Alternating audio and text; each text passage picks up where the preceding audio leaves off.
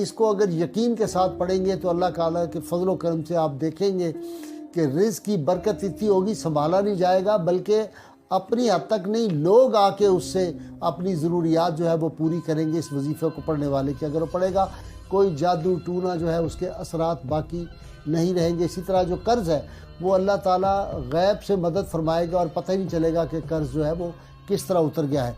तो ये बहुत आसान लफ्ज़ है, अल्लाह ताला का इसमें जमाली है या वहाबो, ये इसमें मुबारक जो है इसका मतलब है बहुत ज़्यादा अता करने वाला और ऐसा जो किसी मुआवजे के बगैर, किसी चीज़ के बगैर आपको अता करता है। अब इसको एक ज़हन में ये भी रखिए कि पढ़ना कैसे है ये समझ लें। पहला जो वजीफ़ा मैं बता रहा हूँ वो है गुर्बत और तंगी है रिज़्क़ का। अगर गुर्बत आई हुई है, रिज़्क़ की तंगी है, रोज़ाना नमाज शाह के बाद 1100 मरतबा आपने पढ़ना है और अव्वल व आखिर 11 मरतबा दुरूद इब्राहिमी